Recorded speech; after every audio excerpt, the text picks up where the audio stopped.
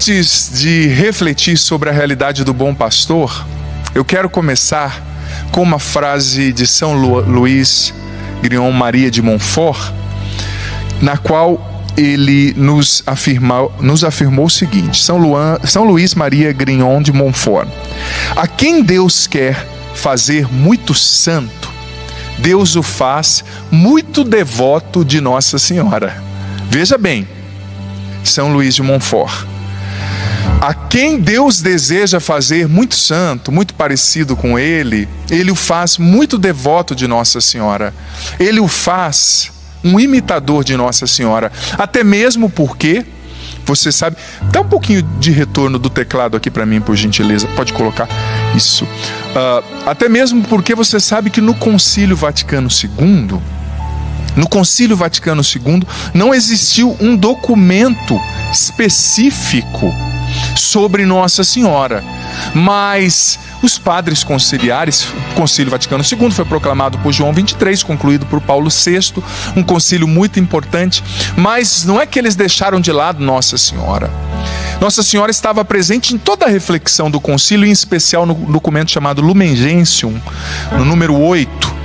Os padres conciliares ali disseram o seguinte: Maria é o perfeito tipo de igreja, ou seja, ela é o modelo de virtudes cristãs, o modelo perfeito de cristianismo ao qual todos nós devemos imitar. Nossa Senhora é um modelo do que eu e você precisamos ser, viver, fazer. Ela é um modelo para mim e para você, disse o Concílio Vaticano II. E, repito novamente, São Luís: quem Deus quer fazer muito santo, Deus o faz muito amigo de Nossa Senhora. Eu vou trocar aqui a palavra devoto pela palavra amigo. Deus o faz muito amigo de Nossa Senhora, porque Nossa Senhora, ela é aquela que nos forma. É uma das características de Nossa Senhora. Ela gerou Jesus no seu ventre, ela educou Jesus como mãe, e ela também recebeu de Deus. No livro As Glórias de Maria, Santo Afonso Maria de Ligório nos ensina que Maria recebeu de Deus essa função, essa missão de formar no seu ventre os filhos e filhas de Deus para serem a imagem de Jesus, para imitarem o seu filho Jesus. Então Maria nos ensina, é bom demais, é boa coisa ser amigo de Maria, viu? É boa coisa imitar Nossa Senhora, porque imitando Nossa Senhora, nós estamos debaixo de uma proteção muito singular. Quando você se torna amigo de Maria, você de fato está debaixo de uma proteção muito especial, porque ela recebeu de Deus essa autoridade de intercessão para interceder, para nos guardar. Mas enfim, feita essa introdução, depois eu vou voltar com Maria no final da reflexão. Eu quero refletir um pouco sobre aquilo que a liturgia de hoje nos apresenta. Você sabe que depois que mataram Jesus, os discípulos ficaram com medo, mas Jesus ressuscitado apareceu, ora aqui, ora ali. Mas precisamente no dia de Pentecostes, naquela época a festa judaica do Pentecostes era chamada de Shavuot, que era a festa onde eles celebravam a aliança que tinha sido feita com Deus no Monte Sinai através de Moisés, a entrega da lei. Naquele momento o Espírito Santo veio sobre os apóstolos e Pedro fez, primeira leitura de hoje, uma fantástica pregação que disse a leitura que como fruto dessa pregação, 3.000 pessoas foram convertidas. E veja bem, naquela época não se tinha microfone como agora, não se tinha amplificadores de voz. Então, ou seja, o negócio foi tão contagiante que a impressão que dá é que um foi falando para outro, né? E a primeira leitura apresenta o seguinte: no versículo 37 da primeira leitura diz o seguinte, que eles ficaram aflitos de coração. E o verbo original que foi usado ali, do grego com o qual o Novo Testamento foi escrito, é o verbo katanisso, que queria dizer o seguinte: não era só uma aflição, eles sentiam como que pontadas no peito. Quando eles ouviram a palavra de Pedro, eles sentiam uma contrição tão grande. Quando eles ouviam as palavras de Pedro, eles sentiam uma dor na alma, sabe? catanissou, essa aflição. E aí eles perguntaram, ouvindo a pregação de Pedro, depois da pregação: o que nós devemos fazer, Pedro, para fugir dessa ira de Deus, uma vez que nós e as nossas autoridades mataram Jesus, que Deus enviou para nos salvar? E Pedro disse: cada um precisa ser batizado. Sendo batizado, buscando a conversão. Olha só que exemplo de pregação eficaz. A pregação eficaz é aquela que gera conversão, é aquela que gera mudança de vida para melhor, sabe? A primeira leitura nos traz esse evento fantástico. E Pedro, depois, os Atos dos Apóstolos continuam narrando, com muitos sinais, pregando no poder do Espírito Santo, vai contagiando, convencendo milhares de pessoas que aderem àquela religião nascente ali, a partir da vinda do Espírito Santo em Pentecostes, evento fundante quase que para a igreja se configurasse como nós a conhecemos, a partir dos relatos dos Atos dos Apóstolos. Mas na segunda leitura, o Salmo não precisa nem dizer, né? O Salmo que fala que Deus é o pastor que nos conduz, não nos falta coisa alguma. Mas a segunda leitura começa com uma afirmação fantástica e ao mesmo tempo que mexe com a gente. Olha só, versículo 1 da segunda leitura: se suportais com paciência aquilo que sofreis, isso vos torna agradáveis diante de Deus. É esse o verbo. A segunda leitura está falando que para ser agradável a Deus, a gente precisa aprender a suportar as provações. Suportar com paciência a ingratidão. Suportar com paciência, aliás, o tempo difícil. E Maria é um exemplo fantástico de alguém que soube suportar aos pés diante da cruz. Soube suportar quando ela não entendeu. Soube suportar quando o cenário parecia incerto. Nós estamos vivendo, como famílias, pessoas, sociedade, igreja, um tempo que nos desafia. E nesse tempo a gente precisa desenvolver a virtude da resiliência, como Nossa Senhora. Resiliência espiritual, psíquica, emocional, nos nossos relacionamentos. A gente precisa suportar. Como alguém certa vez disse: aguenta firme, meu filho. Esse alguém é o fundador da Canção Nova, o Padre Jonas Abib, sempre nos ensinou: aguenta firme, minha filha, aguenta firme, meu filho. Suportar. Quem suporta com paciência se torna agradável a Deus. Por isso que Maria é agradabilíssima aos olhos de Deus. E a segunda leitura continua no finalzinho da segunda leitura. Veja bem, dessa carta de Pedro diz o seguinte: que pelas feridas de Jesus nós somos curados. Isso sinaliza o quê? Que ele realiza o ofício de bom pastor, dando a sua vida na cruz por cada um de nós. Você sabe que o livro do profeta Ezequiel, no capítulo 34, lá no Antigo Testamento, existe um sermão que já falava dos pastores, no qual o autor sagrado, em nome de Deus, condenava os falsos pastores, os maus pastores, que exploravam o povo, que não levavam o povo para Deus, mas que eram gananciosos, que usavam o povo como instrumento para terem o que queriam. E essa segunda leitura faz um paralelo com essa citação de Ezequiel 34, mas dizendo: olha, Jesus é o bom pastor que nos salva através das suas feridas, ou seja, ele nos salva dando a sua vida. E aí nós entramos no Evangelho. Jesus diz: eu sou o bom pastor, eu dou a minha vida pelas ovelhas. Mas eu vou dizer uma coisa para você: para nós hoje, em pleno século 21, em 2020, parece um pouco distante quando a gente fala de pastor e de ovelha, né? Na sociedade de Jesus, que era pastoril, que era bem agrária, era muito comum. Até hoje em Israel, quando a gente vai, a gente acaba percebendo ali, às vezes um pastor com as suas ovelhas ou cabritos, né? Para nós é muito difícil, mas quando Jesus está falando da figura do pastor, ele está refletindo sobre a figura de autoridade. E no domingo do bom pastor, nós precisamos refletir sobre a nossa figura de autoridade. Todos nós, de alguma forma, alguns mais, outros menos, exercemos alguma forma de autoridade. Você pai, você mãe, eu padre, você profissional, você político, você professor, você que coordena um grupo, que faz uma atividade, que exerce ali, na qual você exerce a autoridade. O Evangelho está nos mostrando, Santo Tomás de Aquino também falou sobre isso, que o modelo de toda autoridade é o Cristo bom pastor. Você quer ser um marido respeitado? Dê a vida pela sua esposa, nas pequenas coisas. Esse é o modelo de autoridade. Você quer ser um pai respeitado? Dê a vida pelos seus filhos, nas pequenas coisas. Você quer ser um padre respeitado? Dê a vida pelas suas ovelhas. Você quer ser uma esposa respeitada? Doe-se, sirva dando a vida. Claro, com inteligência, com limite, com respeito próprio, mas o modelo da autoridade, dizia Santo Tomás de Aquino, é o bom pastor, é a caridade do bom pastor. O nome já diz. Se ele é bom, né? O adjetivo que define o pastor é que ele é um bom, é porque existia um mau pastor, maus pastores naquela época, né? Se o evangelho está dizendo que Jesus é o bom pastor, é porque existiam maus pastores. E o evangelho segue descrevendo as características desse bom pastor. Ele dá a vida pelas ovelhas. E sabe outra característica interessante que Jesus parece que bate em cima, né? Versículo 3 do evangelho de hoje. Eu sou o bom pastor. As minhas ovelhas reconhecem a minha voz. As minhas ovelhas reconhecem a minha voz.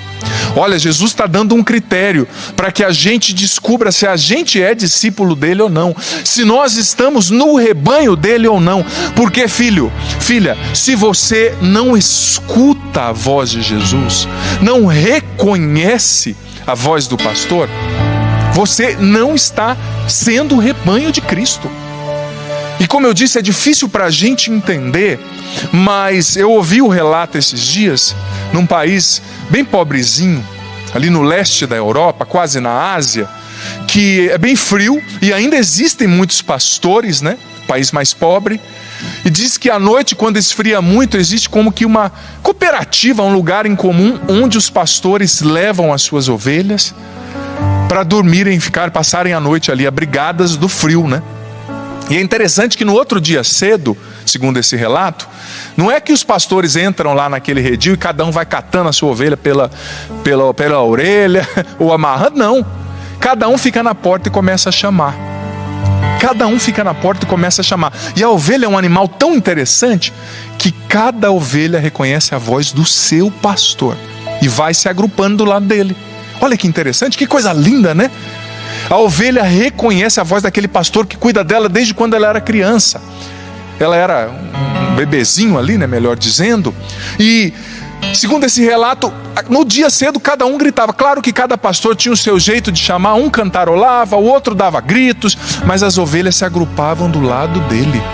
É um critério para você e eu entendermos se nós estamos de fato sendo discípulos de Jesus ou não. Nós estamos ouvindo, sabendo reconhecer. A palavra, além de ouvir, o evangelho diz reconhecer.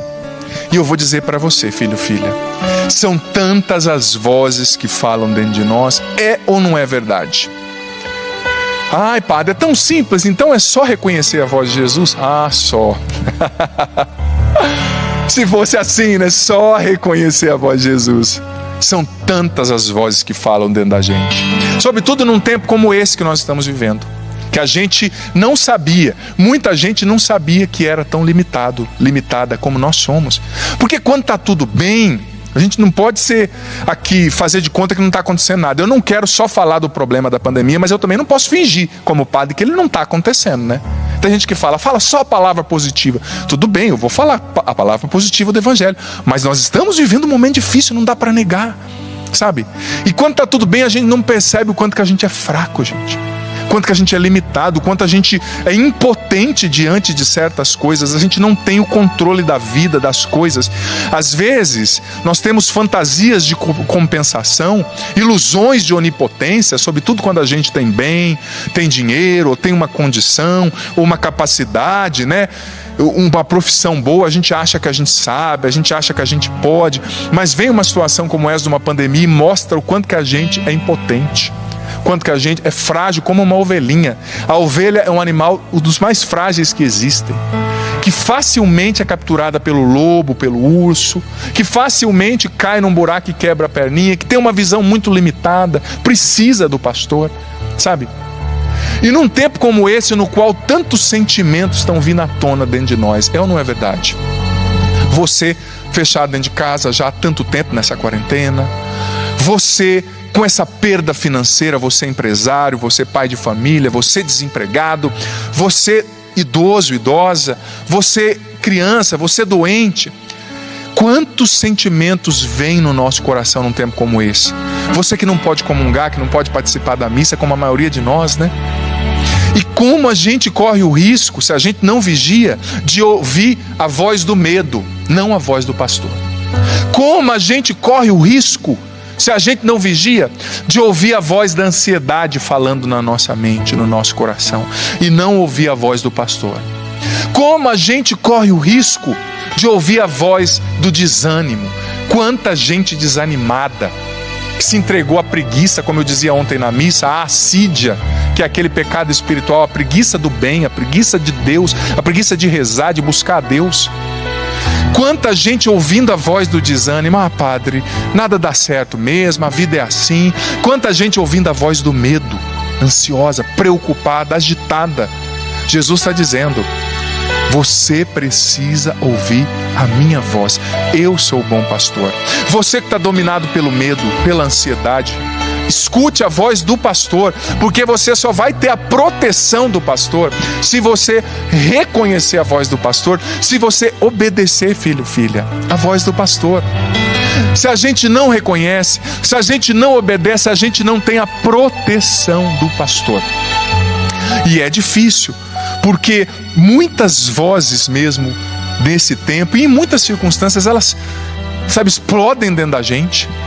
Mais uma vez eu digo, é a voz do medo, é a voz da culpa, é a voz da inferioridade, é a voz do sentimento de incapacidade. Quanta gente se sentindo inútil dentro de casa, quanta gente se sentindo incapaz, quanta gente desejando a morte, infelizmente. É um disparate isso, porque Deus te criou para a vida e para uma vida em abundância. O versículo 10 do Evangelho hoje disse. Mas existe a tentação, o ladrão, o diabo, as suas feridas, as coisas do assaltante, do ladrão desse mundo, que é o inimigo, que querem roubar, matar e destruir. Existem muitas vozes dentro de nós. Por isso que Santo Inácio de Loyola ensinava que a gente precisa fazer o discernimento dos espíritos. E o que é o discernimento dos espíritos, filho, filha? Nada mais é do que, a partir de uma atenta observação, perceber quais são as vozes que estão me dominando. Nossa Senhora é mestra, é mãe, e ela pode sentar agora aí do seu lado, você nessa cadeira, você nesse sofá, nessa cama, e ajudar você a separar o joio do trigo dentro de você, a separar o certo do errado, a separar a voz do pastor da voz do assaltante. Porque eu digo para você, se você e eu não ouvimos a voz do pastor, filho, nós vamos ficar doidos. Porque são tantas más notícias, e não só más notícias, são coisas reais, são problemas, são coisas que a gente está vendo, são situações difíceis. A gente se sente impotente, a gente se sente frágil. E outra característica bonita do bom pastor é que o bom pastor, ele era especialista em defender a sua ovelha. Por isso que Jesus fala de dar a vida. Se aparecesse um leão, Davi mesmo no Antigo Testamento disse que ele enfrentou o leão e o urso para não deixar as ovelhas do seu pai serem devoradas. Existia o aspecto da defesa no pastor, mas existia também o aspecto da cura. Jesus é o bom pastor que defende você, mas que também cura as suas feridas. É tão bonita aquela imagem de Jesus como bom pastor que traz uma ovelha assim no pescoço. Você já viu que estava com a perninha enfaixada, e ele traz a ovelha no pescoço, tipo carregando a ovelha ferida, curando aquela ovelha machucada pelas circunstâncias. Nossa Senhora é essa mãe. Eu vou usar essa analogia que para o tempo de hoje vai servir bem, né? É a divina enfermeira que pega você machucado e leva você diante do filho dela, na UTI, na qual o próprio Jesus é o cirurgião, né? É aquele que cura, é o bom pastor, é o médico dos médicos, é o Senhor dos senhores, é o príncipe da paz. Nossa Senhora é essa mãe enfermeira que pega os filhos machucados, as ovelhas feridas, as ovelhas ensanguentadas, as ovelhas destruídas. Talvez hoje você esteja precisando desse aspecto do bom pastor que te defenda. Talvez você esteja hoje precisando escutar a voz do bom pastor, que como Jesus que chegou ali fora do sepulcro e gritou: Lázaro, vem para fora. Esse é o efeito da voz do bom pastor, é um efeito de ressurreição. Jesus chega agora no sepulcro no qual você se encontra e grita: Marta, João, Maria, Beatriz, Flávio, José, Francisco, Tiago, vem para fora. Mas também, além de ser aquele que te chama pelo nome, como diz o versículo 4, além de ser aquele que te defende contra os perigos, ele é o pastor que cura. Talvez hoje você, como eu dizia na missa ontem, esteja ferido, precisando de cura. E esses dias eu refletia sobre algo lendo um artigo que me chamou muita atenção, de um psiquiatra americano que dizia que por trás de todo adulto difícil tem uma criança ferida. Por trás de todo adulto ferido difícil, aliás, tem uma criança ferida. Quantos de nós feridos pela vida? Quantos de nós precisamos de cura para a criança interior, né? Porque veja bem, aquilo que você não cura, você carrega com você pela vida. É uma mochila, né? Que está pesando talvez sobre os seus ombros, sobre as suas emoções, sua mente, seu coração. Quanta gente ferida pelo pecado, porque o pecado nos fere, vai nos matando por dentro. Quanta gente ferida pela culpa, pelo desespero, pela ansiedade, pela depressão. Quanta gente ferida pela mágoa. A mágoa é cáustica, é um ácido que vai nos comendo por dentro, vai nos amargando. Pessoas magoadas consigo mesmas, porque você cometeu tantos erros, você fez tantas coisas erradas, você se boicotou, hoje a tua vida não está melhor, talvez por culpa sua, mas essa mágoa que você traz contra você mesmo está te consumindo. Talvez hoje você traga essa ferida profunda, essa mágoa contra você, essa mágoa contra aquela pessoa que abusou de você, contra aquele marido que te abandonou. Talvez hoje você trazendo o peso do mundo sobre as suas costas. O bom pastor está dizendo: vem aqui, deixa eu pegar você no colo, deixa eu curar você. Mas o interessante é que às vezes é difícil para a ovelha alcançar onde o pastor está, porque é difícil, mas o pastor tem uma auxiliar fantástica. Nossa Senhora, que vai até você, que pega você e leva para o teu filho, para o seu filho, é melhor dizendo, né? Para o filho dela, Jesus, para que ele te cure. Mais uma vez eu digo, por trás de todo adulto amargo, por trás de todo adulto difícil, tem uma criança ferida. E é interessante, a gente precisa refletir sobre a forma como é construída, por exemplo, a nossa autoestima, a base da nossa personalidade. A gente é afetado pelas experiências que aconteceram na nossa vida, na nossa infância, na gestação da mãe. Talvez você, como criança, não estamos aqui para culpar os pais que fizeram o melhor, não é fácil ser pai e mãe, eles também tinham as feridas deles, mas a gente precisa reconhecer quais são as nossas feridas, né? Talvez você, como criança, não se sentiu qualificado, não se sentiu validado. Talvez você não sentiu que você era alguém bonito, importante, inteligente. Às vezes você traz essa ferida, sabe, desse sentimento de inferioridade, de incapacidade, porque não acreditaram em você. Ou talvez porque te superprotegeram. A superproteção de um pai e de uma mãe estraga muito, porque você está inconscientemente mandando a mensagem para o seu filho de que ele não é capaz de fazer as coisas, que ele não dá conta dele mesmo sozinho, que ele não é capaz, que ele precisa da mamãe babando, do papai babando, né? Talvez você tenha uma criança ferida dentro de você. Ferida por esse abuso que você não superou, ferida porque você não foi acreditada, ferida porque você não se sentiu valoroso, você não se sentiu qualificado. E é interessante que quando a gente traz uma ferida, uma criança ferida dentro da gente, ferida por um sentimento de inferioridade, por uma frustração, por uma solidão, por uma perda, isso causa uma insegurança de base na maneira como a gente se vê, né? E a gente acaba criando aquilo que é chamado de estratégias de compensação, né? Ou estratégias compensatórias. Você já percebeu que tem gente que não consegue dizer não para ninguém? Está sempre querendo agradar todo mundo? Por quê? Porque no fundo tem uma voz dizendo assim na mente da pessoa: ó, você foi rejeitada lá na infância, lá naquela situação. Então agora você tem que agradar todo mundo para que ninguém te rejeite mais. É uma estratégia compensatória, inconsciente, né? A pessoa não sabe dizer não para ninguém. A pessoa não sabe se posicionar, quer estar bem com todo mundo, só não fica bem consigo mesmo, porque quem quer agradar todo mundo acaba se desagradando no primeiro lugar, né? O não que você não sabe dizer para o outro é o não que você dá para você mesmo, para sua saúde, para suas emoções. Quem não sabe dizer não está sempre se auto-boicotando. Mas às vezes é aquela voz da criança ferida. Você tem que agradar todo mundo, você tem que dizer só sim. Talvez você seja uma pessoa assim, que não saiba dizer não. Porque lá no fundo tem uma ferida, uma criança ferida. Você não sabe dizer não para ninguém. Talvez você é aquela pessoa hiperperfeccionista, porque tem aquela estratégia compensatória na mente dizendo assim para você: olha, você tem que ser perfeito em tudo, você não pode errar. Se você errar, você não vai ser mais a menininha bonitinha da mamãe, o menininho bonitinho do papai. Claro, eu estou usando a hipérbole, né? Mas é como se a voz daquela ferida que aconteceu lá na tua infância continuasse falando na tua cabeça. Mas Jesus é o bom pastor que conhece você, conhece a sua história, conhece as suas feridas, conhece o seu dilema. Talvez você esteja pensando: mas padre, não é somente essa situação da minha história, não. É o que eu estou vivendo agora nessa pandemia. Filho, o problema de hoje, ele só traz à tona o problema de amanhã, de ontem, aliás, que não foi resolvido. Quando a gente traz muita coisa dentro da gente, é como uma panela de pressão, uma hora estoura. E quando vem aquele vapor de uma vez, estoura. Então o bom pastor está chegando até você hoje e falando: me entrega essa criança ferida dentro de você, eu quero curar. Nossa Senhora está chegando até você hoje e dizendo: vem a mim, filho machucado, filha ferida, deixa eu te apresentar o meu filho.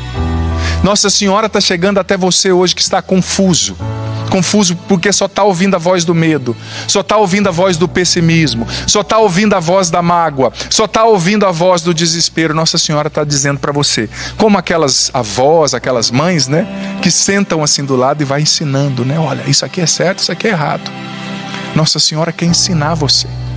Porque, como eu dizia na missa ontem, é nos momentos mais difíceis que Nossa Senhora está mais pertinho da gente para nos levar ao bom pastor, para nos ensinar a receber a cura que vem do bom pastor, nós, ovelhas feridas. É mais nos momentos mais difíceis que Nossa Senhora está ao nosso lado para nos ajudar a ouvir a voz do bom pastor, a discernir a voz certa, a não se entregar à voz do desespero, à voz do medo. Gente, e é preciso desenvolver essa resiliência, porque nós vamos ter que suportar. Não tem outra palavra. A segunda leitura foi pedagógica. É suportar essa perda, suportar esse problema, você que é profissional da saúde, essa tensão, suportar o não estar indo na igreja agora, não entregar os pontos, é aguentar firme, meu filho, minha filha, é aguentar firme. Mas você não está sozinho. Nossa Senhora está com você. Gente, é nos momentos mais difíceis que Nossa Senhora está mais perto da gente, para nos levar ao bom pastor. Eu me recordava, hoje eu falava com a minha mãe, um abraço para ela, um beijo no coração, mãe, se a senhora estiver assistindo, tenho certeza que está. Falava com a minha mãe e me lembrava, preparando essa homilia, de algo que a minha mãe só me contou quando eu disse para ela que eu queria ser padre. Eu acho que, mesmo na sua simplicidade, minha mãe foi muito prudente e falou: eu não vou falar isso para o menino, senão ele vai achar que eu estou sugestionando, né, dizendo que ele tem que ser padre, que ele tem que ser isso ou que ele tem que ser aquilo. Mas quando eu tinha aproximadamente 19 anos, depois de ter vivido uma adolescência muito conturbada, eu discerni, 19 para 20 anos, que eu queria ir para o seminário, depois de fazer uma experiência com Jesus muito forte, através da oração da minha mãe, que me ajudou muito, das pessoas que foram muito importantes na minha vida, na minha conversão, na minha caminhada. Eu tive um namoro e terminei esse namoro sentindo que Deus me chamava para o sacerdócio e fui falar para minha mãe. Então a minha mãe me contou uma história, para ilustrar nessa história que quando a gente sofre é quando Maria está mais perto da gente. Sobretudo você que é mãe. Não quero puxar a sardinha não, mas já estou puxando. Você que é mãe, você goza de um favor especial de Nossa Senhora. Saiba disso. Ela está pertinho de você. Sobretudo, mãezinha, quando você não sabe o que fazer com seu filho. Sobretudo, mãezinha, quando você se sente perdida. Quando você está sofrendo a depressão pós-parto. Quando você está tentando engravidar e não consegue. Maria está aí do seu lado, sentada do seu lado desse sofá aí, nessa cadeira, abraçando você agora. E a minha mãe me dizia, eu não sabia da história, que quando minha mãe e meu pai se casaram, eles se casaram em 75.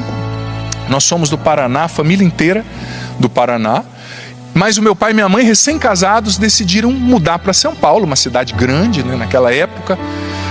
Dava muito, até hoje, né, as cidades grandes oferecem muito mais possibilidade de emprego, de tanta coisa.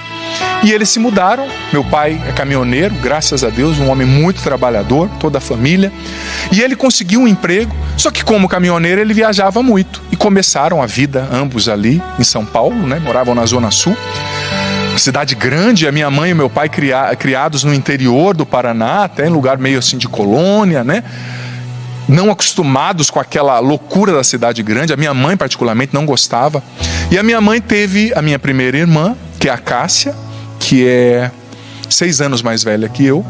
Teve a minha segunda irmã, que é 2 anos mais velha que eu, e ela ficou grávida de mim, só que a gente não tinha muito parente próximo ali, né?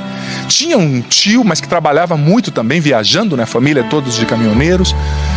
E a minha mãe me contou, nessa época, quando eu disse para ela que eu ia para o seminário, que quando ela estava com 5 meses de gravidez, me esperando, ela descobriu que a minha irmã mais velha estava com câncer. Um câncer fortíssimo no rim. Um tumor que, segundo os médicos, já tinha tomado o rim, tomado parte do tórax, e estava começando a tomar o estômago. Minha irmã tinha 5 anos, você imagina. E a minha mãe sozinha em São Paulo, aquela cidade enorme. E a São Paulo eu nasci em 82, né? A São Paulo de 81 para 82, não é a São Paulo de agora, né? De 2020. Então, uma cidade grande, com muitos desafios. Eu gosto demais de São Paulo, mas eu preciso reconhecer, não é? E os dois simples, começando a vida, não eram pessoas abastadas. Então minha mãe descobriu, grávida, imagina você que é mãe, né? A Sônia aqui que é mãe, com uma criança de 5 meses na barriga, que não sabia ainda se era homem, se era mulher, se estava saudável ou não, descobre que a outra filha está em câncer e está com câncer e recebeu essa notícia assim, ó, está com câncer, já está espalhando e tem um tumor maior que uma laranja. E naquela época, o tratamento, você sabe que é evolutivo, né? Vai melhorando, mas era muito agressivo, gente. A radioterapia, a quimioterapia, era quase expor a pessoa a uma radiação sem precedente. Você imagina isso há 38 anos atrás, né? Como não era. 37, melhor dizendo. E a minha mãe me contou que ela começou a cuidar da minha irmã e o meu pai não podia parar de trabalhar, porque a gente não era rico. Se ele parasse de trabalhar, a gente não ia comer. Ele viajava. E ele disse para minha mãe, olha, meu amor, você vai cuidando da menina, vai fazendo o seu melhor. Tinha uma moça que ajudava a minha mãe a cuidar da minha outra irmã e eu vou viajar. E minha mãe foi para o hospital, cuidando da minha irmã e a barriga crescendo. E chegou um momento no qual o médico disse para ela, olha, dona Bárbara, a partir de agora a senhora não pode mais acompanhar a sua filha, porque a senhora está gestando uma criança. E a sua filha, a partir de agora, vai começar a tomar banho, bem dizer, de radiação. Como eu disse, naquela época era diferente. Uma gestante não podia estar lá. Não era intravenoso como hoje, uma injeção. Era o banho mesmo, radioativo, né? Eu não sei tecnicamente explicar, mas minha mãe, do jeito dela, me explicou. Então o médico disse, você não pode estar mais com a sua filha. Eu sei que é triste, mãe, mas você vai matar essa criança. Agora se coloca no lugar da minha mãe, você que é mãe. Ou você que não é e pode imaginar. Sozinha numa cidade enorme, a mãe dela a quilômetros de distância, lá no Paraná, grávida de uma criança, sabe? A outra filha morrendo, o marido viajando, e ela tinha que pegar ônibus para ir até o hospital. Minha mãe desesperada, não sabia o que fazer. Sabe o que ela fez? A melhor coisa possível e imaginária que uma mãe pode fazer. Ela me conta que ela estava num hospital chamado Nossa Senhora de Nazaré, e ela chegou diante de uma imagem de Nossa Senhora. Olhou para Nossa Senhora como que dizendo assim, e aí mãe, o que eu faço agora? Somos só nós. Para onde que eu vou? Aí que eu digo que Maria ajuda a gente a escutar a voz do pastor, né? Parou diante da imagem de Nossa Senhora, rezou um pouquinho, olhou para a imagem de Nossa Senhora, e parece que na imagem, pelo que eu entendi que a minha mãe me disse, né? Nossa Senhora estava grávida ainda, imagina. Minha mãe olhou para aquela imagem, colocou a mão na barriga e disse o seguinte, Virgem Maria, a partir de agora, essa criança que está no meu ventre, eu não sei se é homem, não sei se é mulher, não sei se está vivo, se está morto, a partir de agora ela colocou a mão na barriga e disse, essa criança é tua, eu consagro a você. Eu não vou mais cuidar porque eu não posso, eu não consigo. Eu não vou abandonar minha filha para morrer sozinha. Eu não posso. A senhora é mãe, a senhora sabe o que eu estou dizendo, a senhora viu seu filho morrer, a senhora está comigo. Claro que a minha mãe não falou com todas essas palavras, na sua simplicidade, né? Ela fez o mais importante, olhou para Maria e disse, mãe, me ajuda. E ela me consagrou a Nossa Senhora, ali diante daquela imagem. Disse para Nossa Senhora, olha, é teu. E diz a minha mãe que depois disso ela seguiu cuidando. Deixa eu ficar aqui pertinho da mãe. Ela seguiu cuidando da minha irmã, e a minha irmã foi tratando, e a gravidez foi acontecendo, né? Minha mãe, tadinha, não conseguiu dar tanta atenção para a gravidez. Não é que ela foi desleixada, mas ela não conseguiu. Se coloca no lugar, né? Sozinha, marido viajando, longe da família, filha morrendo. E a minha irmã estava de mal a pior. E a minha mãe começou a rezar todo dia com Nossa Senhora e fazer promessas a Nossa Senhora, consagrando eu que estava ali sendo gestado e a minha irmã que estava ali naquela situação difícil. E conta minha mãe que a situação da minha irmã foi ficando muito difícil. Ela tinha que fazer 20 sessões de radioterapia, mas ela só conseguiu fazer 19. E quando a minha mãe estava para se internar, para dar a luz para que eu nascesse, o médico disse: mãe, é a hora da gente operar a sua menina, a Cássia. Você nos autoriza? Não tem o que fazer, mãe, o tumor está muito grande. E a minha mãe de novo foi diante da imagem de Nossa Senhora, falou: Maria, somos nós, me ajuda a escutar a voz do bom pastor, né? Claro, eu estou contando do jeito como eu entendo, né? Talvez tenham detalhes que a minha mãe sabe melhor que eu, mas foi assim que ela me contou e que eu consegui aprender a entender. E gente, sem brincadeira, a minha mãe me conta que o dia que ela se internou para dar a luz de mim, para que eu pudesse nascer, no mesmo dia ali, na mesma semana, a minha irmã fez uma cirurgia e tirou um dos rins onde estava o tumor. Diz que tinha 700 gramas, mais de 700 gramas o tumor cancerígeno no rim da minha irmã. Ela tirou um dos rins, ficou só com um. E seria muito difícil ela escapar daquela situação. Mas eu vou dizer para você, os médicos, a médica que cuidava da minha irmã, que é muito amiga da minha mãe sempre falou muito dela, até hoje não sabe explicar certamente assim, cientificamente, o que aconteceu com a minha irmã. Tirou o rim, mas tinha outros problemas, o câncer estava se espalhando. O dia que a minha mãe recebeu alta para ir embora comigo para casa, a minha irmã recebeu alta e foi embora junto com a gente. Foi embora junto com a gente. Claro que ela continuou tomando medicação, fazendo o tratamento, mas ela foi sendo curada. E olha, eu vou dizer para você, a minha irmã era para ser uma mulher feia, deformada, não poderia ter filho por causa de tudo que ela passou. Ela tem 2 filhas, lindas e perfeitas. E não é porque é minha irmã não, mas é uma das mulheres mais bonitas que eu já conheci. E você vê como que a intercessão de Nossa Senhora é eficaz. Além do filho da minha mãe ter nascido, que sou eu, nasceu sim desnutrido, com 2 metros, calçando 46, comendo igual um leão, né? Para dizer da eficácia da intercessão de Nossa Senhora. E a minha mãe não tinha me contado, mas na minha adolescência, eu já contei meu testemunho aqui várias vezes, tive momentos muito difíceis. Comecei a usar droga, infelizmente muito novo, não tenho vergonha nenhuma de dizer. Comecei a usar droga com 11 para 12 anos e comecei a aumentar o uso de drogas. E quando eu tinha 15 anos, para encurtar a história, né? Eu tive um coma ali por causa de droga, um coma meio que misturei algumas drogas, enfim, bebida. E minha mãe e meu pai foram me buscar no hospital. Fui expulso da escola por causa de droga, meio que expulso do time, sabe? Comecei a dar muito trabalho e a partir desse dia, todo dia quase que eu chegava em casa de madrugada, chapado, chamando Jesus de Genésio. Eu abria a janela, abria a porta da sala, quem eu encontrava era minha mãe ajoelhada com um terço na mão, dizendo assim: eu estou rezando por você. E o dia que eu falei para ela que eu ia para o seminário, ela me contou que quando eu era drogado, estava na rua usando droga, diz que ela rezava o terço e falava assim: Nossa Senhora, lembra que eu te dei? Agora cuida dele. Eu já te dei. Você cuidou, você fez nascer. Agora ele é teu, Maria. Cuida dele. A Nossa Senhora não resiste à intercessão de uma mãe aflita. Nossa Senhora não resiste à intercessão de uma mãe desesperada. Minha mãe dizia. Aí quando eu falei para minha mãe, graças a Deus, com 17 anos eu fiz um retiro na igreja, depois de muita oração da minha mãe, ajuda de muita gente boa, tive o meu encontro pessoal com Jesus, fui batizado no Espírito Santo, me libertei das drogas, né? Mas quando ali com 19 para 20 anos eu fui dizer para minha mãe que eu queria ir para o seminário, aí ela me contou toda essa história, só ali, olha só, ela me respeitou, né? Não sei se antes também eu ia querer ouvir, naquela vida doida, né? Mas ela me contou essa história. E ela no final falou assim: Nossa Senhora, eu te dei, mas eu não sabia que você ia levar assim também.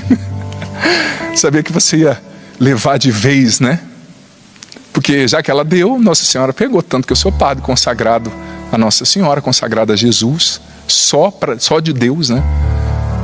Ou seja, tudo isso para ilustrar. Eu tenho certeza que se esse rincão tivesse cheio aqui, a gente já estaria aplaudindo Nossa Senhora, né? E eu confesso que estou emocionado. Você está vendo que eu estou tentando aqui, né? Não parar, não chorar, não parar a reflexão. Mas tudo isso para dizer que quando você confia em Nossa Senhora, quando você pede a ajuda de Nossa Senhora, quando você reza para ela, quando você se confia à Mãe de Deus, que é a nossa mãe também, ela sempre vem em seu socorro. Ela sempre vem no seu socorro, em seu socorro. Nossa Senhora é a mãe da igreja, disse Paulo VI também no Concílio Vaticano II. E ela é a tua mãe. Você, mãe, com filhos igual o padre Adriano Zandoná antes da conversão. E olha que eu dei trabalho, gente. Só via rock satânico, plantava maconha no fundo de casa escondida da minha mãe. Tinha os namoros tudo errado, quase fui pai novo, tudo que você achar de ruim. Mas o que é de Nossa Senhora? Quando uma mãe, você não tem noção da tua autoridade espiritual sobre o teu filho. Pai, você não tem noção. Coloca a mão sobre essa criança, sobre esse filho que está na droga e reza, consagra, fala: Maria é teu. Você talvez não está vendo, a ação de Nossa Senhora é discreta. Mas quando a gente consagra, ela sempre age em nosso favor. Você mãe, você pai, você doente, você lutando contra o vício da droga, você desempregado, você não está sozinho. Você tem mãe. A mãe que vai te levar a Jesus, bom pastor, para curar suas feridas. As feridas da tua alma, a criança ferida dele. Vamos lá, gente. Hoje eu vou usar para falar aqui sobre as mulheres uma passagem maravilhosa que eu gosto muito. Antes até de falar da passagem, eu quero ler. É a passagem das bodas de Caná, João capítulo 2, versículo do 1 ao 12. Mas antes até de ler essa passagem, eu quero ler 3 frases maravilhosas dos 3 últimos papas, né? Sobre a beleza, sobre a dignidade da mulher. Olha, a mulherada hoje vai ficar com a bola cheia, viu? Com a bola toda. São João Paulo II, primeiro, na carta apostólica Mulheres Dignitatem, número 11. São João Paulo II citando aqui o Magnífica. Olha o que ele falou: grandes coisas fez em mim o Todo-Poderoso, né? Citando Nossa Senhora no cântico do Magnífica. Essas grandes coisas que Deus fez em toda mulher, em cada mulher, podem também significar a descoberta da sua própria identidade. Grandes coisas fez em mim.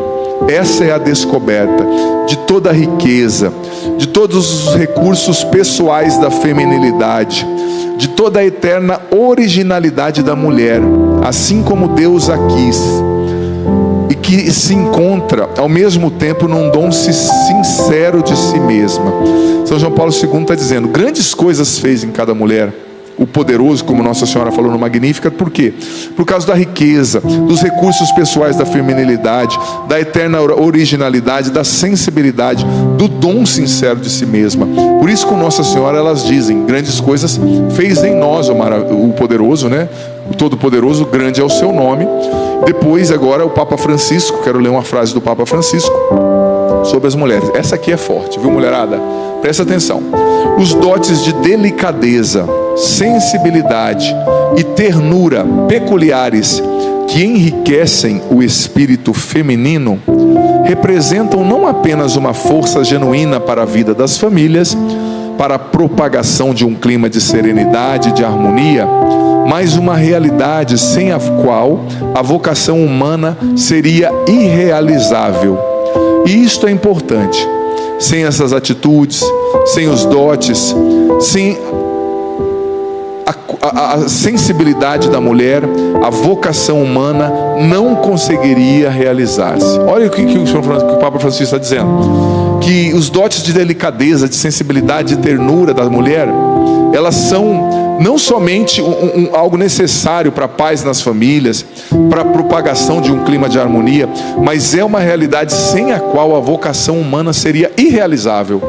O Papa está dizendo, sem a beleza que é você, mulher, sem sua sensibilidade, seus dons, a nossa vocação não se realiza, o mundo se torna pesado, né? Sem essas atitudes, sem os dotes da mulher, a vocação humana não consegue se realizar. Ou seja, vocês são essenciais. Vocês tiram de nós, homens, o que nós nem sabemos que poderíamos oferecer, né? Vocês fecundam, como dizia o Padre Jonas aqui na Canção Nova, a nossa masculinidade. Agora, o Papa Bento XVI, na audiência geral de 14 de fevereiro de 2007. A história do cristianismo teria tido um desenvolvimento muito diferente e muito pior, se não houvesse a generosa contribuição de muitas e abençoadas mulheres que foram capazes de redirecionar o caminho da fé, não é? Agradando a Deus e elevando o coração dos homens a Ele. Olha que lindo que o Papa Bento XVI disse sobre vocês, mulheres. Isso aqui é bonito, é elogio, mas também é uma missão, né, filha? É uma missão que você precisa se empenhar para realizar. Não é que você tem essas belezas e está pronto. Não, você tem que se tornar um dom, né? Você tem que se tornar de fato essa expressão de sensibilidade, de carinho, de ternura do rosto materno de Deus aqui nesse mundo, né? Então o padre vai ler a passagem das bodas de Caná, João, capítulo 2. Olha, e aqui eu vou falar de um dos dons da mulher que se ressalta. Poderia falar de muitos outros. Eu escrevi no meu livro A Cura da Alma Feminina sobre os 8 principais dons que estão presentes na alma de toda mulher, né? E aqui eu vou falar de um lendo essa passagem. Antes de lê-la, deixa eu até falar de quais são esses dons. Se você não leu ainda o livro A Cura da Alma Feminina, ele não está aqui hoje, mas você pode encontrá-lo no loja.cançãonova.com. Lancei em 2018. Ó, nesse livro eu escrevi que a partir de estudos da psicologia, estudos da teologia feminina, das mulheres da Bíblia, eu consegui levantar isso aqui. Os dons da feminilidade, a intercessão, as mulheres são intercessoras. A Bíblia narra muitas vezes que mulheres foram capazes de mudar a cabeça de Deus, de antecipar bênçãos, de livrar o povo de condenações certas, de um extermínio certo, como Esther, né? Através da sua oração. A sensibilidade, né? A mulher tem uma sensibilidade maior, e isso, gente, é uma questão hormonal, fisiológica, não é um preconceito. As mulheres são resilientes, é um dom da mulher a resiliência, né? A mulher suporta melhor a dor. Até mesmo o processo, o homem, por exemplo, para você mulher entender, nós somos muito lineares, né? Nós não experimentamos a morte e a ressurreição que vocês experimentam em cada ciclo menstrual, por exemplo. A mulher pode ter até 150 sintomas diferentes, desde enxaqueca, inchaço no mamilo, dor no corpo, né?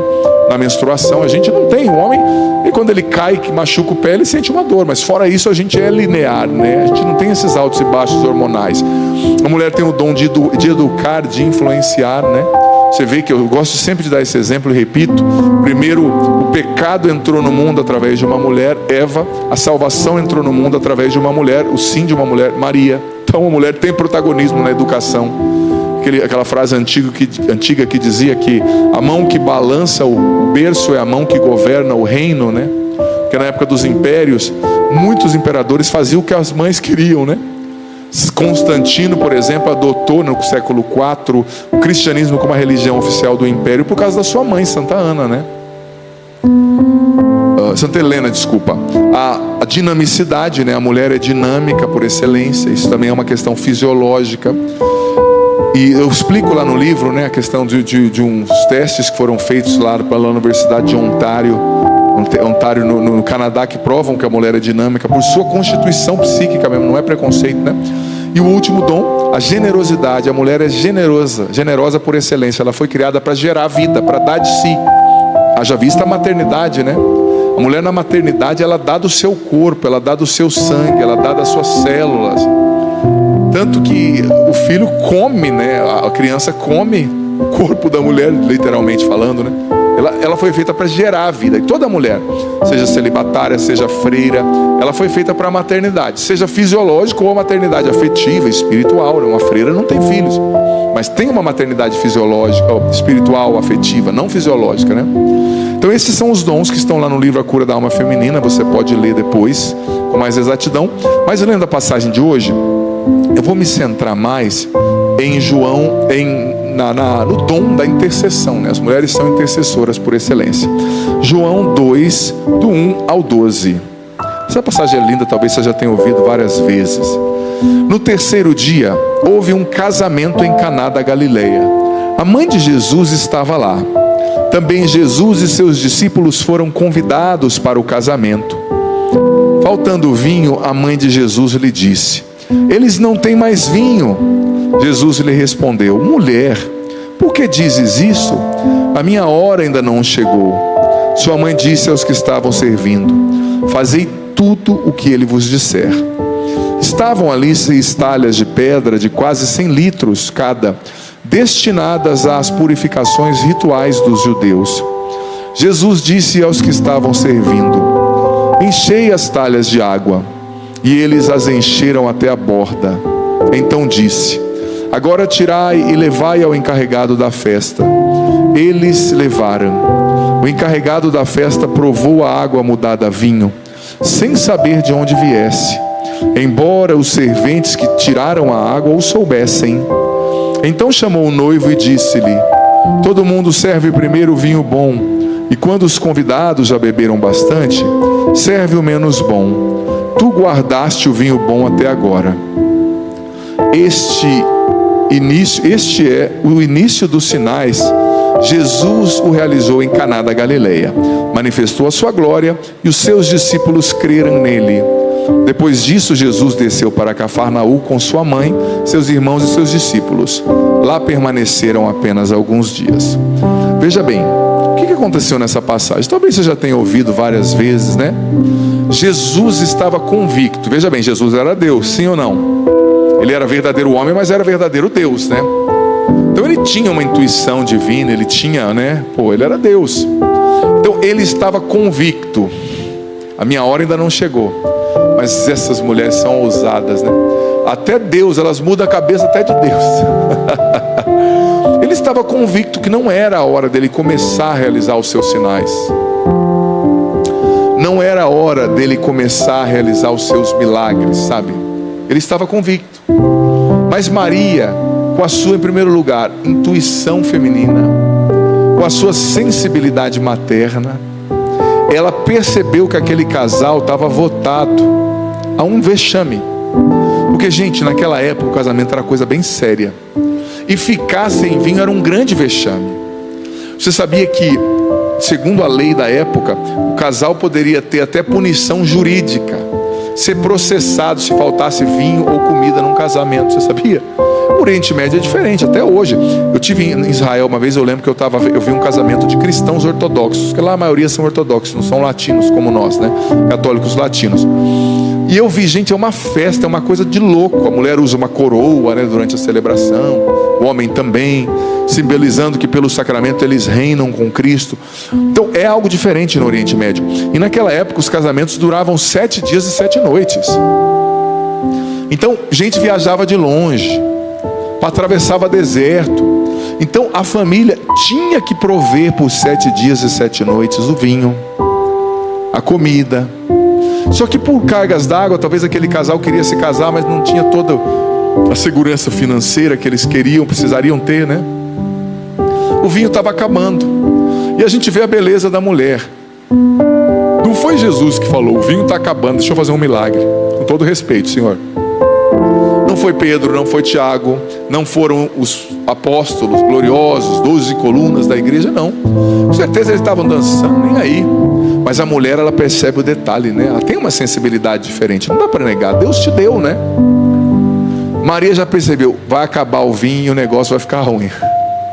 Talvez ninguém falou para Maria. Eu tenho certeza que ninguém falou, porque Nossa Senhora era muito atenta, né? Maravilhosa, humilde. Como ela é atenta à minha necessidade, à sua necessidade também. Por isso que a gente tem que rezar pedindo a sua intercessão. Eu acho que ninguém falou para ela, eu tenho certeza, sabe? Claro, eu estou elucubrando aqui, pensando diante da passagem. Com certeza Nossa Senhora chegou e percebeu, né? A mulher é assim. Eu lembro que às vezes eu chego em casa, às vezes nem eu sei que eu estou com fome, porque você está naquela correria, agitado. Minha mãe: senta aqui e come alguma coisa. Não é que você não sabe, você está na correria, você não percebe, né? A mãe já fala: esse menino precisa comer, é o tamanho desse menino, né? E já faz uma comida, e já prepara. Claro que as mães também se cansam, as mães erram, óbvio. Não estou aqui romantizando, né? Mas a mulher percebe, Nossa Senhora percebeu. O desfecho vai ser muito ruim. E aí ela abordou o seu filho. Falou: filho, eles não têm mais vinho. Você sabe que Jesus usou um termo no grego, né? Foi escrito em grego, mulher. Mas mulher não era desrespeitoso. Era um título como se fosse senhora. É um título assim de se chamar uma mulher, miss, né? Senhora, minha hora não chegou. E algumas traduções traduziram assim: mulher, o que há entre mim e ti, né? Era um hebraísmo. Isso é uma maneira dos judeus se expressar. A gente chama na Bíblia de hebraísmo.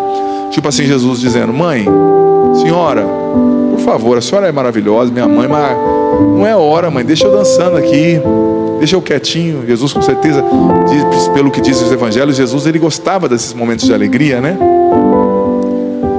E ela falou: eles não têm mais vinho. E ela nem parou na negativa de Jesus, né? Porque Jesus deu uma negativa, se você for ver, né? Isso que é bonito. Você, mulher, tem o dom da intercessão. Deus te deu uma conexão maior com Ele. É fato.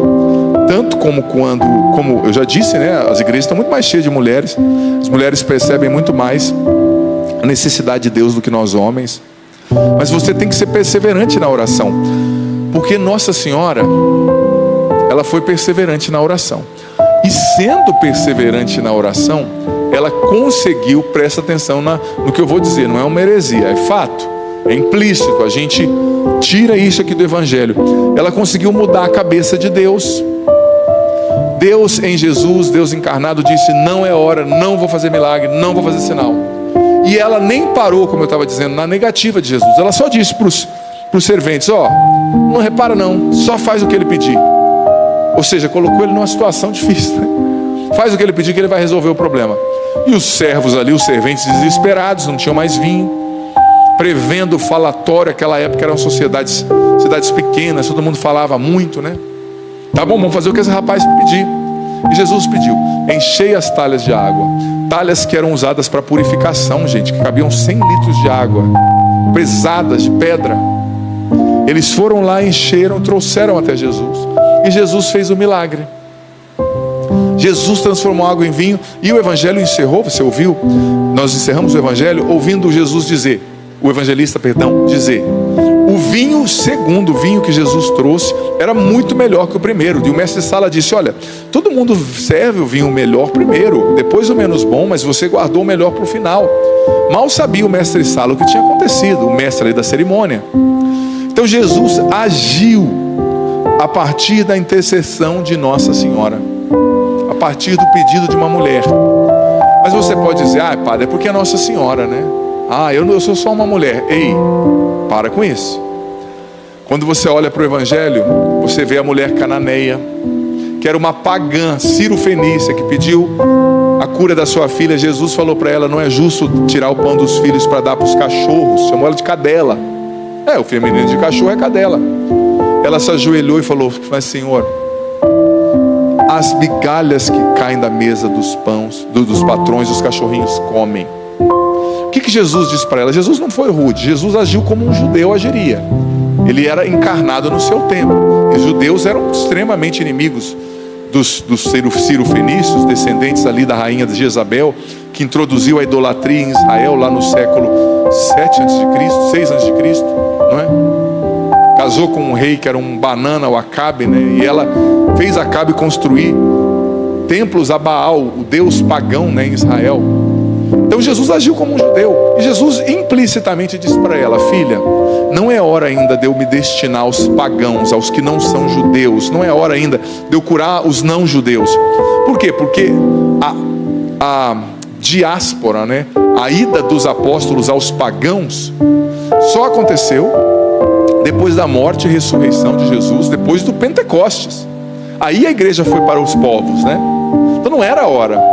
Mas a mulher se ajoelhou com humildade, aquela mulher, que nem Nossa Senhora era, nem santa era, nem judia era, e conseguiu arrancar do coração de Jesus uma cura milagrosa, sabe?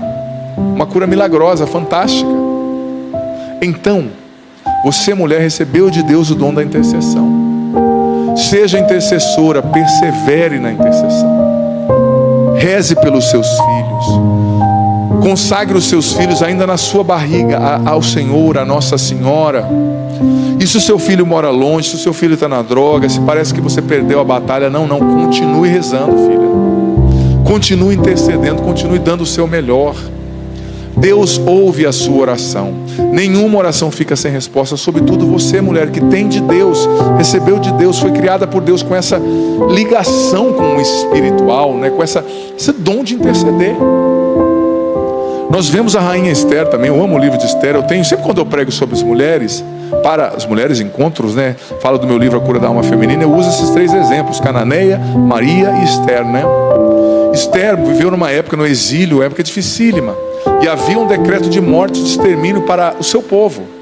E ela, com sabedoria, com oração, com jejum, com intercessão diante do rei, conseguiu, a inversão desse decreto e a morte daqueles que odiavam os judeus e queriam matá-los, que tinham provocado o rei para fazer esse decreto de extermínio, né? Então veja bem, você, mulher, recebeu de Deus o dom de interceder. Ai, padre, só eu que tenho que rezar? Não, seu marido vai rezar, seu pai vai rezar, mas não dá para negar que você foi abençoada. Isso não é um peso, isso é uma graça. Então esteja sempre em oração e promova momentos de oração na sua casa. Que sempre tenha na sua casa lá uma cruz, que sempre tenha na sua casa o cantinho das imagens, da Bíblia, da oração. Que você reze ali, que os seus filhos vejam você rezando, que você ensine os seus filhos a rezarem o texto, a amarem Jesus. Hoje estou com 45 anos e quase sem sequelas. Depois de quase morrer, acordei para a vida. Sempre frequentei a igreja católica, mas agora com uma outra visão. Como crescer na fé? Ângelo André, de Serra, Espírito Santo. Olha que bonito, né? Às vezes, você que está aqui, você que está em casa, Deus permite, né, situações, que a gente viva situações. Deus permite que a gente enfrente provações. É uma cruz. Tem um AVC aos 43 anos, né? A minha idade quase. Vou fazer 43 daqui a pouco tempo.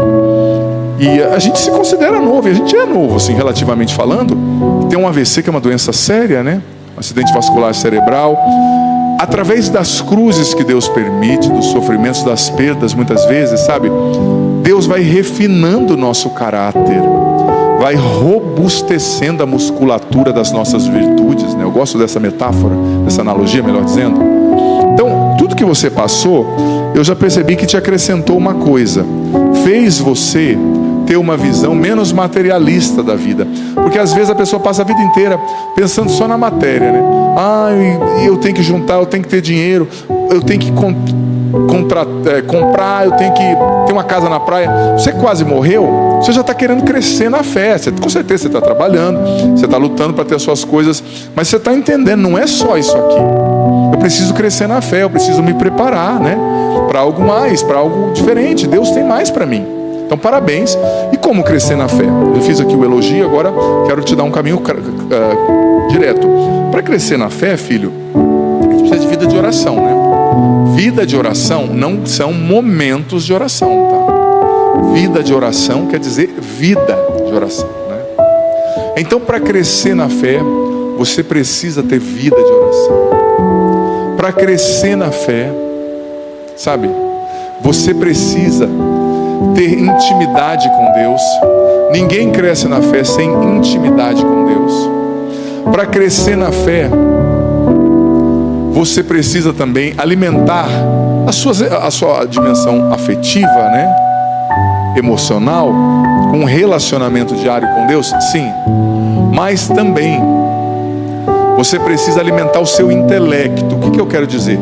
Ler o catecismo, ler a vida dos santos, estudar sistematicamente a fé, deixar a fé cair no teu coração, também do ponto de vista intelectual, porque a fé também é um esforço da razão, sabe? A gente precisa entender isso.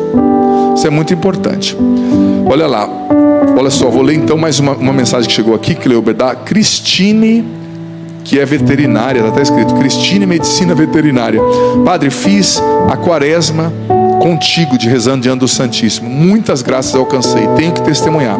Então escreve, criatura, o testemunho aqui que eu quero ler. Erivaneide Cândido. dizendo: padre, venho aqui pedir oração pelo meu cunhado Quinho. Peço que o senhor reze por ele. Claro, querida.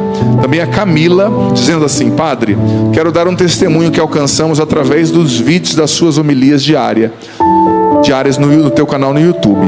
Comecei ouvindo sozinha no café da manhã, e hoje o meu esposo, que não ouvia, não gostava, não perde um café da manhã comigo. Assistimos todos os dias juntos e começamos a rezar juntos. Hoje a nossa família é outra. Já vejo nossa família restaurada. Olha que coisa linda, viu? Obrigado, amada, por esse testemunho. Temos mais mensagem aqui? Você consegue ler para nós? Não estou na sua frente não, né? Não. Beleza. Boa noite, padre, tudo bem? Ultimamente ando muito triste. Estou com medo de que seja novamente depressão. Preciso de uma palavra amiga porque tenho vontade de sumir. Me ajuda. A pessoa não se identificou. Muita gente está vivendo isso, você sabe?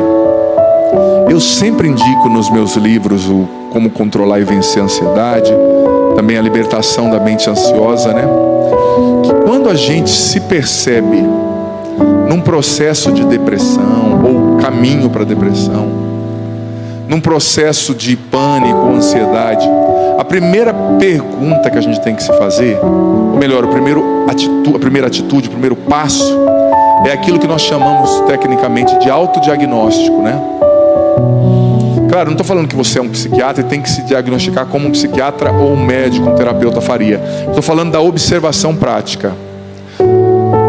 Você tem que se perguntar: por que eu estou assim? O que na minha vida me levou a esse estado? Porque tudo bem, existem disfunções químico-neurais, fisiológicas, doenças, a tireoide desregulada que pode ocasionar isso, existe. Mas na grande maioria das vezes tem a ver com coisas na nossa vida, com o nosso ritmo de vida, com coisas fora do lugar, sabe? Então, por exemplo, antes de falar deixa eu dar um exemplo. Eu atendi uma pessoa há muito tempo, que eu conheço de longa data. Pensa numa mulher forte, casou novinha, ela já assumiu a família. O marido era uma pessoa que tinha posses, mas muito descabeçado. O irmão muito descabeçado, sabe essas pessoas de bebê. O sogro muito descabeçado, de arranjar confusão, andar armado. E essa menina nova assumiu a família, começou a cuidar do sogro, começou a colocar o marido e o cunhado na linha, começou a cuidar dos negócios da família, administrar, tudo prosperou. Aí o sogro ficou doente, ela cuidou. A sogra ficou doente, morreu, ela cuidou. Aí cuidou de todo mundo. Aí a mãe ficou desempregada, ela cuidou. O irmão, ela cuidou. Começou essa vida com 21 anos. Quando ela chegou perto dos 40, na verdade 40 anos, ela estourou uma depressão. Mas essa depressão dela é a depressão de quem deu tudo, É a depressão orgânica, é a depressão do burnout, A pessoa que é o esgotamento, pelo trabalho, pelas atividades. Por isso que eu sempre digo, cuidado. Tem gente que nasceu achando que é Jesus, que vai salvar o mundo. Você não vai salvar o mundo. Tenha humildade para reconhecer os seus limites. Mas enfim, esse é outro assunto. Então essa moça, ela chegou nessa depressão. E eu atendi e fui dizendo: olha, filha, você cuidou de todo mundo, Não estou te condenando, talvez precisava de ter alguém ali fazendo aquilo, senão o teu casamento tinha acabado, suas filhas não tinham sido criadas, seu marido tinha falido e vocês estavam na miséria, talvez você nem tivesse mais família. Então foi necessário. Mas agora é hora de se cuidar, Então é a depressão que chegou. Padre Jonas, ele teve uma depressão antes de falecer, e eu tenho muita consciência que também é fruto da vida que ele teve. Começando a comunidade, gente, o Padre Jonas não podia se dar o luxo de descansar demais, Às vezes se fazia uma televisão, até hoje, o que outra emissora secular faz com 300 funcionários, nós fazemos com 40. Porque nós não temos tanto recurso, nós vivemos na providência, nós não temos propagandas. Então o Padre Jonas, ele se gastou, só que uma hora veio a conta. Mas foi um sacrifício que ele fez por amor também, não foi só uma coisa kamikaze, quero me matar, não, precisou. Mas chegou um momento que ele começou a se cuidar. Então, em primeiro lugar, entenda de onde vem o que você está vivendo. É decepção, é sentimento de inutilidade, é orgânico, é um estresse, porque você deu, não tem mais que dar. São mágoas no teu coração, é um sentimento de não ser amado, de não ter realizado o estado de vida, é uma é uma inveja frustrada. O que está por trás disso? Detecte e tente trabalhar na raiz dessa realidade. Tente mudar essa realidade, né? Se você puder, a partir da raiz, tá bom? Olha, vamos lá então. Temos mais mensagens aqui. Padre, a Laís Pandolfi. Ano passado eu estava passando por um processo de cura do câncer. Estava muito aflita e insegura. E hoje estou em remissão, agradecendo a Deus e vivendo todos os propósitos de Deus. Naquela época o Senhor direcionou a palavra específica e disse meu nome, Laís. E eu entendi que era Deus te usando para falar comigo naquela situação de dor que eu vivia no câncer. Você me orientava a não desistir, Padre. E hoje eu retornei minha profissão. Estou muito bem realizada. Que Deus te conserve com esse dom, sendo um instrumento. Louvado seja Deus, filha. Tudo isso nos faz dar glória a Deus, né? Louvado seja Deus por tanto bem que Ele faz, como Ele usa a canção nova, como Ele usa os missionários, né? Esse era o sonho do Padre Jonas. É isso. Mais mensagens via WhatsApp, o Cleuber vai ler para nós. Eu estou aqui no Instagram também. Vira e mexe chegando mensagem aqui para nós também. Oi, Padre, boa noite. Minha sogra pede muito favor. Já está virando uma obrigação e meu esposo não sabe dizer não. Me oriente. A pessoa não se identificou. Pior coisa na vida humana é alguém que não sabe dizer não, tá? Eu digo para você, quer se matar? Se torne alguém que não sabe dizer não. Quer se matar? Se torne alguém que quer agradar a todo mundo. Porque tem muita gente que é falsa, que quer usar você. Não estou falando que seja o caso da mãe, né, pedindo para o filho. Claro, também vou mudando agora a reflexão. A gente tem que saber dizer não, se posicionar. Mas também, filha, analise. A sua sogra está sendo aproveitadora, ou ela tem uma doença, ou ela não tem quem cuide dela? Tem essas duas coisas que você tem que ponderar. Não, Padre, ela tem outros filhos, ela consegue andar, ela dirige, ela tem carro, ela tem dinheiro, ela quer mesmo manipular o meu marido. Aí você vai ter que conversar com ele, rezar, pedir a Deus sabedoria, dizer o que você sente quando isso acontece, que ele está negligenciando a família dele, que a Bíblia diz que o homem e a mulher deixarão, pai e mãe, deixarão para se tornar uma só carne. Você vai orientá-lo e continuar lutando. Mas se a tua sogra está doente, se a tua sogra precisa de ajuda, se ela tem um processo de demência, uma doença degenerativa, você tem que ter caridade, né, filha? E quando você casou com seu marido, você casou também com a mãe dele, metaforicamente falando, com a história dele, com a família dele. Não empiricamente falando, mas vem no pacote. Imagina, você pode não gostar da sua sogra, só que a sua sogra é a mãe do seu marido. Lembro quando a gente era criança, queria insultar alguém, né? As crianças, brincando, né? Naquela época a gente ficava mais na rua, a gente era menos Nutella, né? Tava a bola de inteiro na rua, xingava um a outro, brincava. Era década de 90, né? 80. Né? Arrancava o dedão do... Queria, justamente, chutando o... Nossa, nem gosto de lembrar, eu fiz isso muitas vezes. Mas a gente, quando queria mexer com o outro mesmo, era xingar a mãe, né? Aí a briga começava. Para dizer, é uma metáfora, claro, lembrando desse momento, mas para dizer que ninguém gosta quando você ofende a sua mãe, né? Você não vai gostar se o teu marido ofender a sua mãe. Então você tem que ter esse equilíbrio, sabe? Será que está sendo demais? Ou será que eu preciso também ser caridosa? E existe ali, né, às vezes uma rixa. São duas mulheres, né, duas mulheres adultas concorrendo, desculpa a metáfora, a analogia, duas fêmeas concorrendo pelo mesmo macho, usando a metáfora fisiológica, né, natural, né, digamos. Mas esse macho, digamos, esse homem, ele é teu marido, mas também é filho dela. Então tem que ter equilíbrio. E se for demais, você vai falar, olha filho, você tem que saber dizer não, está prejudicando o nosso matrimônio. Isso é importante. Você que casou, depois que você casa, sua mulher, marido, seu esposo, tem que vir em primeiro lugar depois de Deus, né? E claro, se o teu pai e tua mãe precisa, a Bíblia diz, honrar pai e mãe, você vai estar junto. Mas você não vai casar com a sua mãe, no sentido de que deixar a sua esposa, né? Sua esposa vai compreender, mas também você vai tentar comparecer como esposo, fazendo a sua parte, né? Dentro do que é possível, tá bom? Muita gente aqui conosco, as mensagens não param de chegar. Quanto tempo nós temos, produtor? O produtor está verificando. Um abraço a Susan Souza, dizendo, padre, peço oração por mim, minha mãe faleceu e me enviaram o horário todo errado, eu acabei não conseguindo ir ao velório, ao enterro, e fiquei com esse sentimento ruim. Nossa filha, meus sentimentos mesmo, que triste, né? Além da mãe falecer, não poder estar no velório. Filha, eu gosto muito de pensar, né? Eu escrevi isso no meu livro Construindo a Felicidade, que a realidade é realmente real, né? Eu gosto de usar esse pleonasmo, né? Desculpa, essa redundância, né? Proposital. Porque, filho, o que aconteceu, aconteceu. Você não pode mudar mais. Ofereça missas pela alma da sua mãe. Peça ao Espírito Santo, né? Eu gosto muito do poder, acredito muito no poder da cura interior. Peça ao Espírito Santo que venha curar as emoções feridas dentro de você, os afetos machucados, mudar essa sensação traumática, né? E olha, claro, seria ótimo você estar lá, mas não ia mudar o fato da sua mãe ter morrido ou não. Não ia mudar o amor que você tem. Você não ama menos a sua mãe. Você não amou menos porque você não esteve lá. Não foi culpa sua. Você queria estar no velório. Por um imprevisto aí do destino, aconteceu de você não estar. Então fique em paz, né? Reza, claro, pedindo para Deus curar o seu coração, mas não se prende excessivamente nessa realidade não, tá bom? Acho que cabe mais uma mensagem ainda, se eu não me engano. Lá no WhatsApp, vou pedir para o Cleuber ler para nós. A pessoa não se identificou, padre. Boa noite, padre, sua bênção. Estou acompanhando o seu programa e gostaria de pedir um conselho. Não consigo definir a minha vida amorosa. Me apaixonei por uma pessoa que não me assume, nem tem tempo para mim e ainda está casada no papel. Me ajude. Meu Deus, o conselho que eu dou para você com toda sinceridade paterna, deixa de ser besta, né? O que eu posso falar, Cleuber? Todo carinho, claro. O padre tá brincando, às vezes tem que dar uma quebrada. 1 hora falando aqui, né, Cleuber? A gente tem que dar uma quebrada.